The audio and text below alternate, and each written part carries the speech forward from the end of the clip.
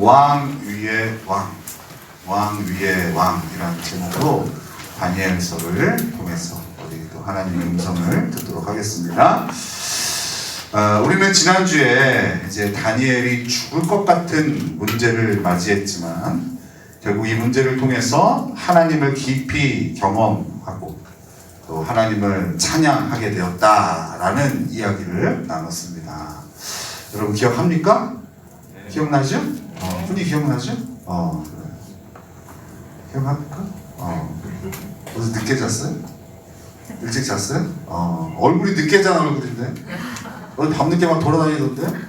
아니에요? 괜찮아요? 기억하죠? 뭐라고요? 그렇지, 내 눈을 못 속이죠.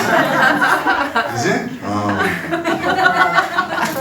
얼굴이 벌건 게 두 가지 중에 하나거든. 술을 먹었거나 술을 먹었는데 술은 아닐 거 아니야, 그지?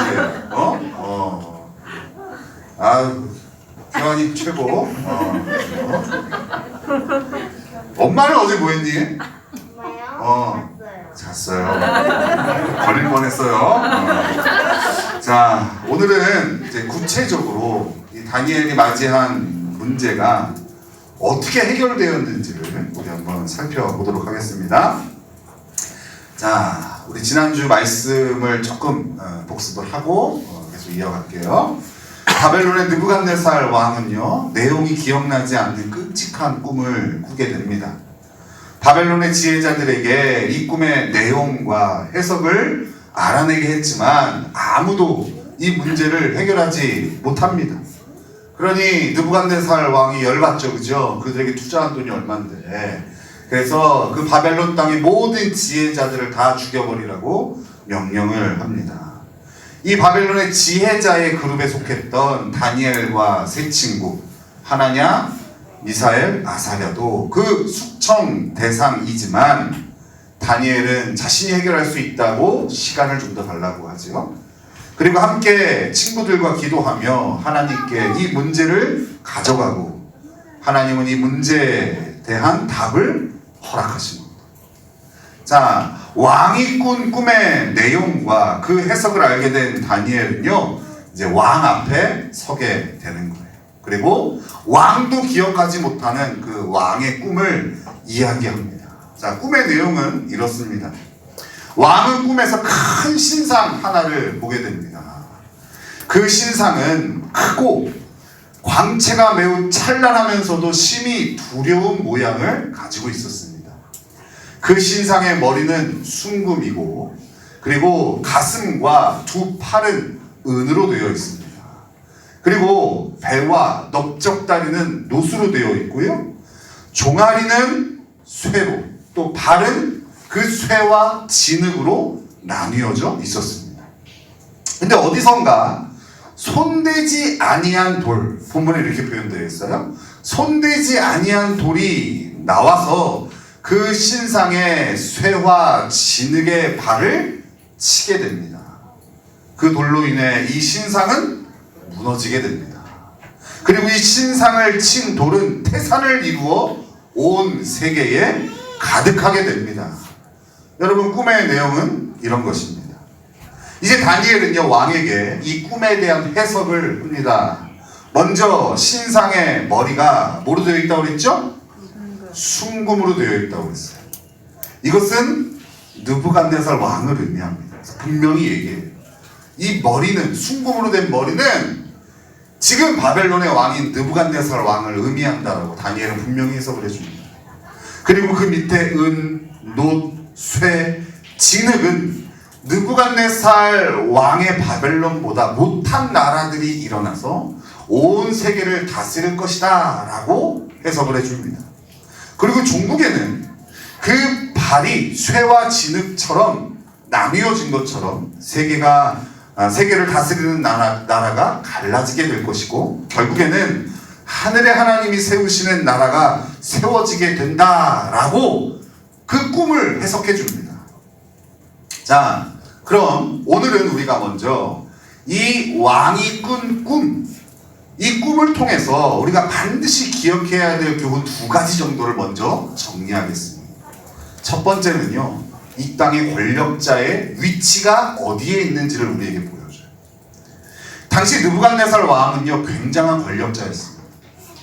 느부갓네살 왕은요, 우리가 잘 알듯이, 우리 성경에서 느부갓네살 왕을 이렇게 접하니까요, 남유다를 함락하는 왕이에요. 이 북이스라엘은 이미 아수르에 의해서 망가졌고요, 무너졌고, 그리고 남유다를 이 바벨론의 느부갓네살 왕이 점령을 합니다. 이 이스라엘뿐만 아니라 두로, 수리아, 모압, 암몬, 그리고 그 당시의 강대국인 애국까지도 이 중동 지역을 완전히 제패한 왕이 이 바벨론의 느부갓네살 왕이에요.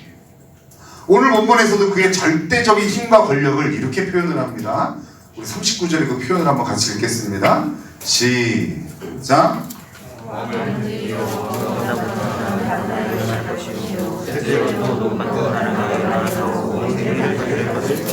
뭐라고 돼 있어요? 왕보다 못한 다른 나라.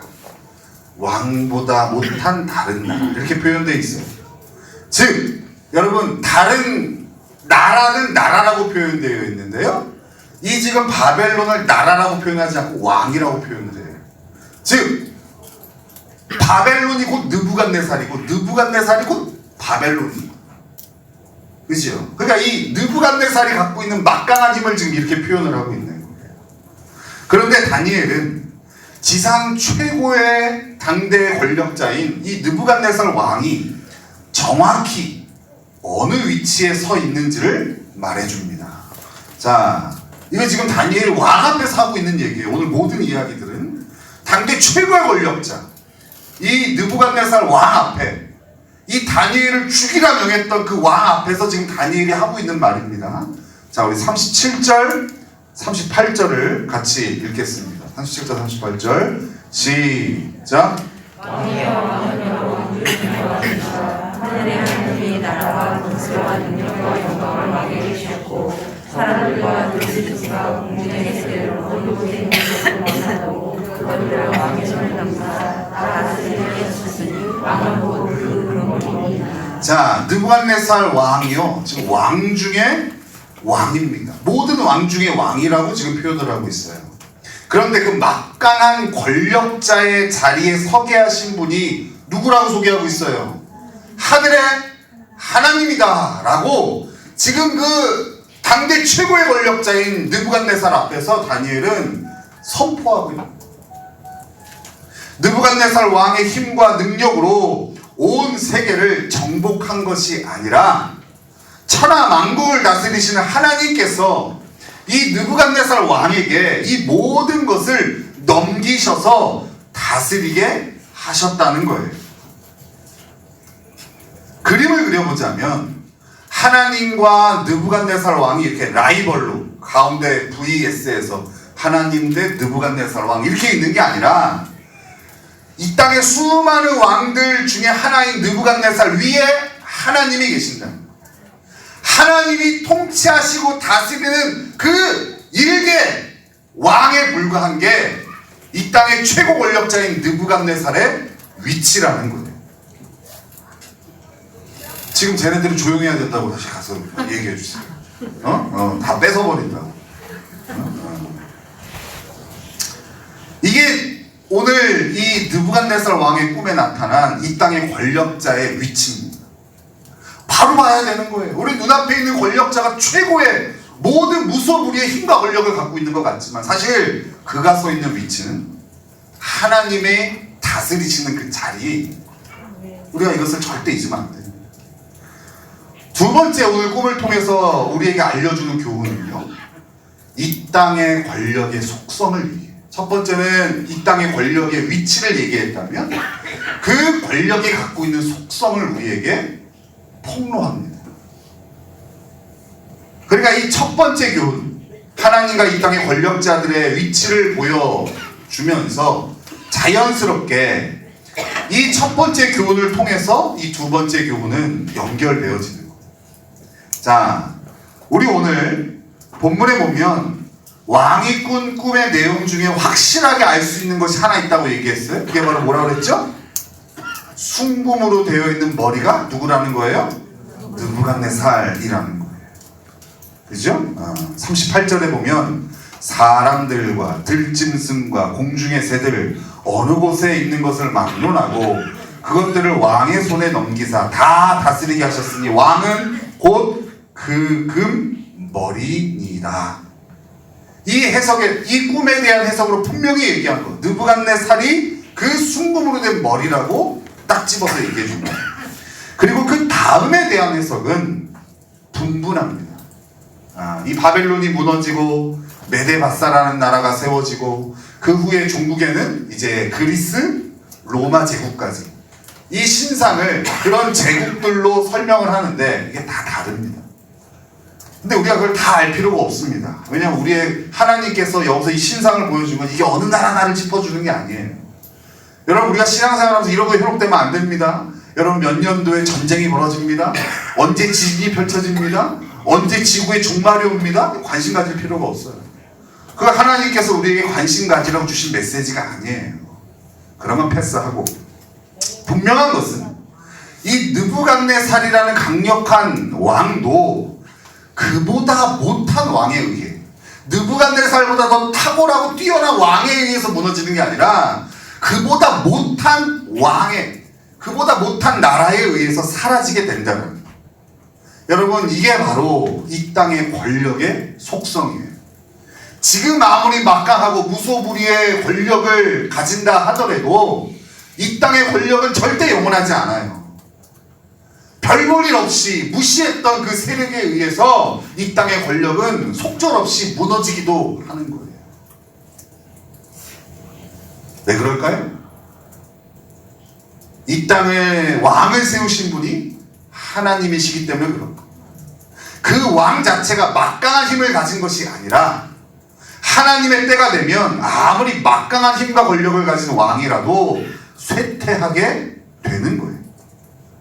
그러면서 대조적으로 영원히 무너지지 않는 나라를 우리에게 소개합니다. 이게 중요해요. 이 영원히 무너지지 않는 나라를 소개하려고 앞에 그 거대한 그 신상을 우리에게 소개합니다. 이게 중요합니다. 이게 뭐냐? 자, 우리 44절에서 45절입니다. 2장 44, 45절. 자, 같이 읽겠습니다. 시작.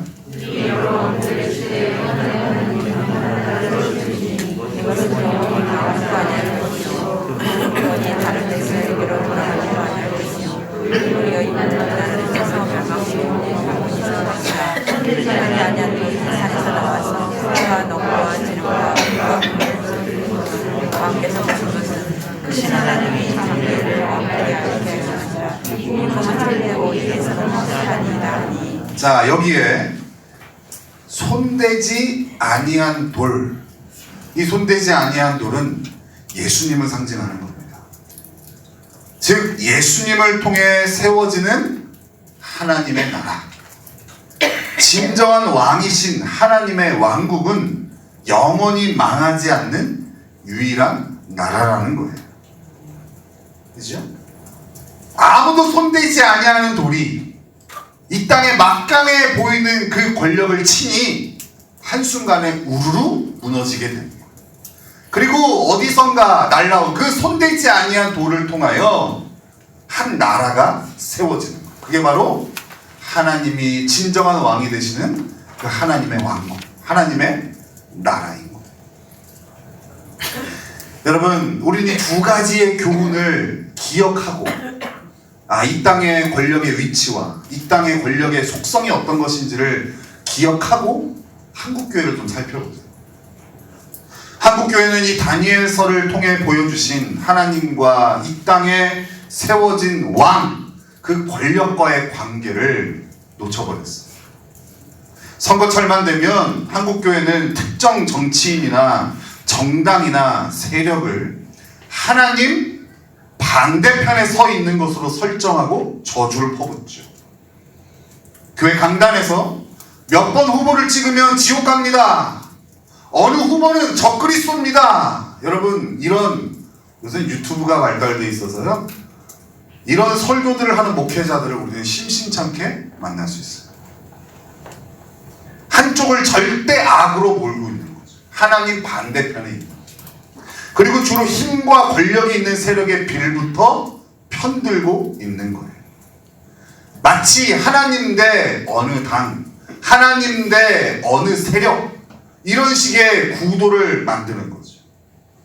그러나 오늘 우리가 봤듯이 성경은 하나님을 이 땅의 모든 권력 위에 계신 왕으로 우리에게 소개하고 있어요. 그러니까 얼마나 잘못된 생각인지를 성경을 통해서 봐야 돼요. 잘못된 사람, 잘못된 생각 가진 사람들끼리 맨날 모여서 그 얘기를 하니까 그게 진리라고 착각을 하는 거예요. 성경을 안 보고. 지금 여러분, 하나님은 미국을 편드시는 하나님이 아니에요. 중국을 편드시는 하나님이 아니에요. 하나님은 특정 이념을 편드시는 하나님이 아니세요. 하나님은 특정 정당이나 특정 후보를 편드시는 하나님이 아니시라고요. 이 모든 것 위에 서 계신 분이 하나님이세요. 모든 나라 위에 서 계신 분이 하나님, 모든 이념을 다스리시는 분이 하나님, 모든 이 땅의 정치 세력과 이 땅의 권력 위에 계신 분이 하나님이시잖아요. 하나님 팔을 하면서 자기 장사를 하는 거죠. 하나님 반대편에 적을 설정해 놓고 저거 찍으면 안 된다, 저거 적그리스도다. 성경에서 벗어난 거죠. 바벨 자기의 조국을 멸망시키고 온 세계를 정복한 막강한 힘과 권력을 가지고 있는 느부갓네살 왕 앞에서도 당당하게 설 수 있었던 비결이 바로 이거였어요. 이 그림을 정확히 알고 있었어요. 아무리 막강한 느부갓네살 왕이라 할지라도 그의 위치는 하나님이 다스리시고 하나님이 통치하시는 그 자리지, 그가 하나님의 라이벌의 자리에 설 수는 없는 거예요. 한국교회가 서 있어야 할 자리는 이 땅의 권력의 꼭대기가 아니에요. 한국교회가 거대해지고 한국교회가 힘이 생기니까 그 힘과 권력을 주체하지 못해서 세상의 방식으로 교회를 유지하고자 하는 거예요. 특정 세력, 어떤 권력, 힘에 빌붙어서 그것에 편들면서 이 땅에서 호가호위하고 자기들의 힘과 권력을 누리고자 하는 거예요. 그게 권력을 추종하는 거죠. 이 땅의 방식대로 살아가는 거죠. 바벨론의 방식대로 살아가는 거죠. 요한계시록에서 심판의 대상인 그 바벨론이 다른 종교가 아니라 지금 한국 기독교 안에서 펼쳐지고 있는 거예요. 한국교회가 서 있어야 될 자리는 그 자리가 아니라 어떻게든 수단과 방법을 가리지 않아서 꼭대기에 서서 그 자리에서 힘과 권력을 누리고 싶어하고,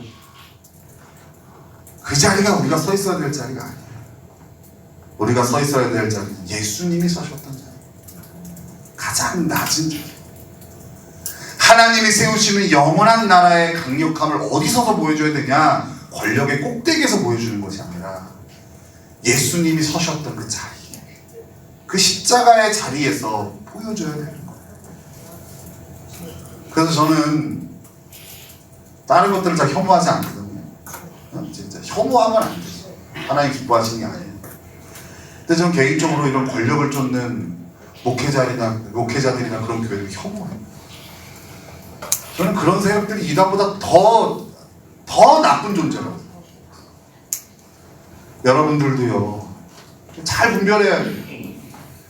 정치와 권력에 빌붙어서 하나님을 이 땅에 권력자의 도구 정도로 변질시키는 그들의 혐오 때문에 안 돼요. 목사님이라고 뭐 대단한 게 아니에요. 하나님 말씀 떠나면 그게 뭐 대단합니까? 어차피 무너질 바벨론을 붙잡고 살아가는 인생이 뭐가 그렇게 대단하다. 절대 그런 거 현혹되면 안 돼요. 오늘 본문은 이 땅의 권력의 위치와 속성을 보여줄 뿐만 아니라 진정한 왕이신 하나님 나라의 백성으로서 우리가 어떤 삶을 살아야 하는지도 알려줍니다. 다니엘은 처음부터 이 느부갓네살 왕에게요, 진정한 왕이신 하나님을 소개하고 있어요. 자, 우리 27절에서 30절 아까 읽지 않았는데요, 우리 한번 읽어볼게요. 맨 처음 다니엘이요, 느부갓네살 왕을 대면했을 때의 장면이에요. 다니엘서 2장 27절에서 30절입니다. 자, 같이 읽겠습니다. 시작.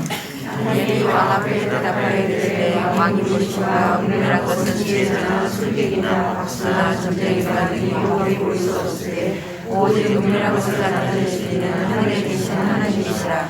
그가 느부갓네살 왕에게 그의 일을 알게 하셨다. 왕의 꿈 곧 왕이 침상에서 머릿속으로 받은 환상은 이러하니 왕이여 왕이 침상에서 장래일을 생각하실 때에 은밀한 것을 나타내시는 이가 장래일을 왕에게 알게 하셨사오며 내게 이 은밀한 것을 나타내시는 내 지혜가 모든 사람보다 낮기 때문이 아니라 오직 그 해석을 왕에게 알려서 왕이 마음으로 생각하는 것을 왕에게 알려주려 하심이니이다. 지금 이 느부갓네살 왕은요, 자기가 정복한 나라에 거기서 포로로 끌려온 한 소년에 의해서 하나님을 지금 소개받고 있는 거예요. 그죠? 이렇게 하나님을 소개받은 느부갓네살이요, 이렇게 반응을 합니다. 자, 우리 다니엘서 2장 46절에서 47절이에요. 46절에서 47절 시작. 이에 느부갓네살 왕이 엎드려 다니엘에게 절하고 명하여 예물과 향품을 그에게 주게 하니 왕이 대답하여 다니엘에게 이르되 너희 하나님은 참으로 모든 신들의 신이시요 모든 왕의 주제시로다. 내가 능히 은밀한 것을 나타내었으니 내 하나님은 또 은밀한 것을 나타내시는 이시로다. 지금 다니엘에게 진정한 왕을 소개받은 느부갓네살 왕은 뭐예요? 다니엘에게 절을 하고 있어요. 다니엘에게 절을 하며 이렇게 고백하는 거예요. 하나님은 참으로 모든 신들의 신이시요 모든 왕의 주제시로다. 왕 위에 왕이시다. 누가요? 하나님. 이걸 누가 고백한다고요? 당시 이 땅의 최고의 왕인 느부갓네살 왕이 고백하고 있어요. 누구를 통해서? 일개 포로로 끌려온 한 보잘것없는 소년을 통해서 그 하나님을 소개받고 있는 거예요. 이 느부갓네살 왕은요, 다니엘에게 절을 한 게 아니죠. 다니엘의 하나님께 절을 한 거죠. 진정한 왕이신 하나님의 백성인 우리는 이 땅에 진정한 왕이신 그 하나님, 진정한 왕이 하나님이시라는 것을 소개하는 사명을 감당해요. 그래서 제가 아까 한국교회 아쉬움을 얘기합니다. 한국교회가 이 역할을 감당해야 되거든요. 다 권력을 쫓아 살아가는 저 사람들, 세력들 앞에서 한낱 잠깐에 불과한 권력을 쫓는 저들에게 진짜 이 세상을 다스리신 분이 누구신지를 선포해야 될 것입니다. 차지하려고. 그게 하나님의 영광을 드러내는 것이 아니라 하나님을 욕되게 하는 것이죠. 한국교회는 그 역할을 하면 안 돼요. 끝까지 높아지려는 세상 가운데에 진짜 그 위에 계신 하나님을 소개할 수 있어요. 우리는 이 사명을 인지하면서도요, 자꾸 세상의 방식으로, 힘의 논리로 하나님을 드러내고 싶어요. 좀 힘도 있고 권력이 있어야 하나님 드러내지, 돈이 있어야 복음도 전하지, 이런 사고방식 아니겠어요? 일단 내가 잘 돼야 하나님 영광을 돌려드리지. 그러나 여러분, 하나님은 우리가 세상의 방식이 아니고 하나님의 방식. 그 하나님의 방식이 뭡니까? 아무도 손대지 아니한 돌이 예수님이었죠. 그 예수님의 방식으로, 그 십자가의 방식으로 하나님을 세상에 드러내라 하시는 것. 누구에게? 그 예수 그리스도의 십자가 보혈로 구원받은 우리에게. 세상과 경쟁해서 그들을 짓밟아 눌러서 하나님을 드러내는 게 아니라 높아지려는 그들에게 오히려 밟힌 그 자리에서 그 하나님의 방식을 소개하며 그 하나님의 방식으로 세상이 정복되어져요. 하나님은 우리에게 요구하시는 방식이 바로 그겁니다. 힘과 권력 그리고 높아짐의 자리를 추구하거나 목표로 삼으면 안 되는 거예요. 우리 그리스도인들. 우리를 끝까지 손대지 아니한 돌이 나와서 신상을 무너뜨린 예수님의 방식을 고수해야 됩니다. 손대지 아니한 돌이 권력으로가 아닌 십자가로 세상을 정복하셨죠.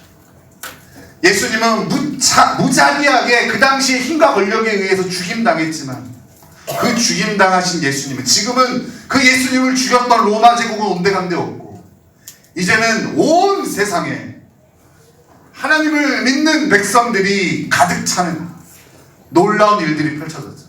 보여주신 거예요. 예수님께서. 그 하나님의 방식이 얼마나 강력한지 당장에는 그것이 별 볼 일 없어 보이지만 결국 하나님이 이 세상을 어떻게 정복하실 건지 그것을 우리에게 보여주셨음에도 불구하고 우리는 당장의 힘과 권력을 쫓아서 그 세상의 권력을 추종하며 그것이 하나님의 뜻이라고 속이며 그렇게 살아가고 있다. 학교에서 모두가 좋은 학점을 받기 위해 부정한 방법을 사용할 때에도 우리는 그 높아짐이 수단과 방법을 가리지 않고 힘을 얻고 높아지는 것이 인생의 목표가 아니기 때문에 손해가 되더라도 끝까지 정직함을 추구하는 거예요. 지난주에 우리 아이들이 이렇게 좀 장학금도 못 받고 그래서 좀 그렇게 얘기를 했는데 한 주간 곰곰이 생각해 보니까요, 우리 아이들이 그래서 못 받은 게 아니라 이 십자가의 방식으로 살아서 못 받은 거예요. 그죠? 다른 애들 뭐 부정행위 할 때도 정직해야 돼 이러면서 하고, 그죠? 이 대사는 그죠? 우리가 다 알죠. 그죠? 아니 뭐 월요일이 시험이다. 그럼 세상의 방식으로 그것을 준비해야겠지만 우리는 십자가의 방식으로 살아야 되니까 어때요? 와서 주일말이고 나서 성경 공부하고 주일 예배도 우리 아이들 중에 그런 애들이 없어. 목사님 내일 시험이라서요 오전 예배만 드린 거야. 이런 얘기를 들어본 적이 없어. 이제 애들이 당연히 다 주일에 모든 일정을 소화하고 그리고 시험을 포기하고 서울로 가지. 포기하고 간 건지 미리 준비하고 간 건지. 그렇죠? 저는 그게 십자가의 방식이라고 생각해요. 당장 이게 어리석죠.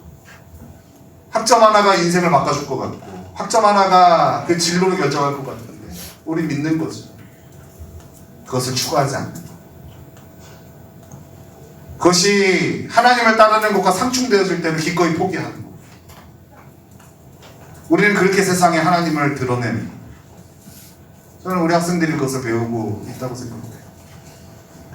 직장에서 모두가 권모술수로 높아지려 할 때에도 그리스도인들은 성실과 희생의 자리를 추구하는 거죠. 그게 십자가의 방식 아니겠어요? 그죠? 영원히 세워질 하나님 나라를 붙들고 살아가는 방식 아니겠어요? 사업장에서 여러분 장사하고 사업하면 왜 합니까? 이익의 극대화를 위해서 하는 거예요. 그죠? 근데 우리 그리스도인들은요 함께 잘 사는 세상을 추구하는 거죠. 왜요? 우리는 왕 위에 왕이신 하나님을 세상에 드러내는 사명이 있기 때문에 그런 거죠. 지난주에 우리 어저무 집사님께서 원사로 진급을 이렇게 했습니다.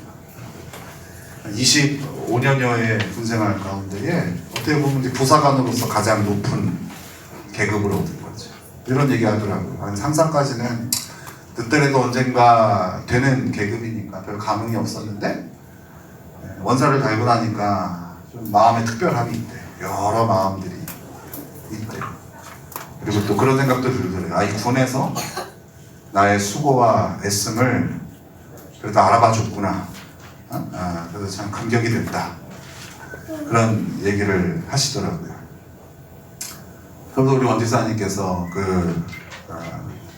이제 진급식을 할 때에 소감을 앞에서 얘기하는데 전해 들은 거예요. 이렇게 얘기했다고 하더라고요. 서자마자 모든 걸 하나님께 영광 돌려드린다. 모든 걸 하나님의 은혜라고. 우리 원지사님이 이렇게 진짜로 제가 우리 원지사님한테 가끔 문자를 보내서 어떤 것들을 이렇게 축하하고 하면은 원지사님 항상 그렇게 얘기해요. 다 하나님의 은혜죠. 이렇게 얘기해요. 다 하나님의 은혜죠. 저는 이 일련의 과정들을 보면서 감격을 했어요. 그 군생활 동안에 저는 우리 원지사님께서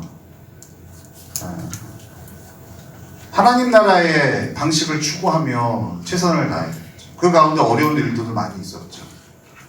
자신이 잘못하지도 않았는데 책임져야 될 일들도 있었고 억울함이 있었고 그것 때문에 인해서 불이익도 많이 당했고 또 그렇게 진짜 참다운 군인으로서 했지만 오히려 다른 사람보다 뒤처지기도 했고 그런데 그럼에도 불구하고 억울해하지 않고 끝까지 달렸을 때에 하나님께서 그에게 이 모든 영광의 자리를 주셨고 또 우리 원지사님 이것이 어디서부터 왔는지를 기억하고 하나님께 영광을 돌려드리죠. 여러분 이것이 십자가의 방식 아니겠어요? 그죠? 조금이라도 손해보고 뒤처지지 않으려고 발버둥 치며 그것이 바벨론의 가치에 따른 삶이라면 어떤 상황 가운데서도 하나님이 주신 자리를 지키고 또 그 하나님이 우리에게 명령하신 그 명령에 따라 묵묵히 걸어가는 것. 당장에는 티가 나지 않지만 저는 확신합니다. 반드시 세월을 통하여 드러나게 될 것. 그래서 저도 그 소망을 가졌어요. 하나님께서 우리 아버님에게 은혜를 주셨듯이 저에게도 그런 명예롭게 은퇴할 수 있는 기회를 주시면 저도 그날 이 모든 게 하나님의 은혜입니다. 하나님이 영광 받으셔야 됩니다. 이렇게 고백하기를 소망하며 좀 남은 시간들을 보내고 싶어요. 근데 오늘 원지사님이 안 오셨어요. 이게 아쉬운 거예요. 어제까지는 뭐 말씀을 하고 생각이 나가지고 너무 감격이 되는 거예요. 그 군생활이. 또 예배를 안 오셔가지고 감격이 다 깨졌습니다. 그렇죠, 뭐 그죠? 여러분 우리 교회도요 크기와 규모 같은 것을 추구하는 교회가 되지 않았으면 좋겠어요.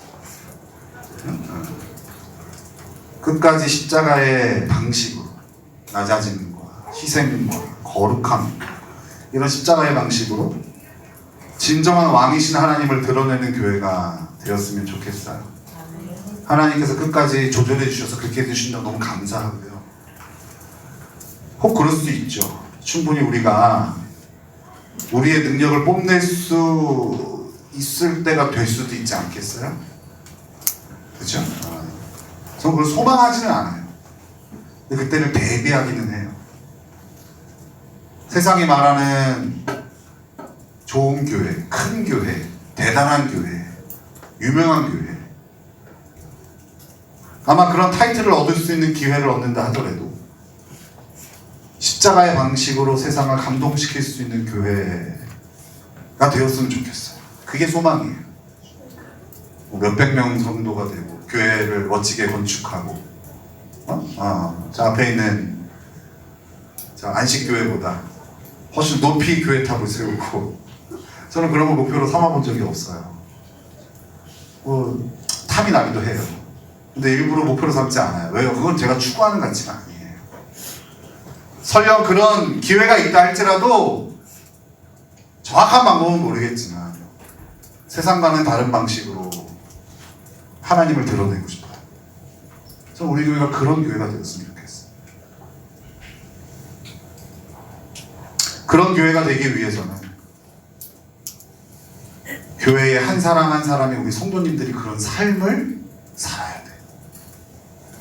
어떤 부분에서는 하나님의 나라를 추구하지만 어떤 부분에서는 바벨론의 가치를 추구한다 이런 일은 있을 수 없어요. 여러분 학교에서, 직장에서, 가정에서, 사업장에서 여러분들이 이 십자가의 방식을 추구하며 왕 위에 계신 왕의 명령을 따라 살아갈 때에 이 교회는 그렇게 세워질 수 있는 거예요. 저는 하나님께서 그런 기회를 주시지 않아도 감사하죠. 왜요? 그런 기회가 주시지 않는다면 변질되지 않을 수 있는 축복이니까. 하지만 그런 기회가 주어졌을 때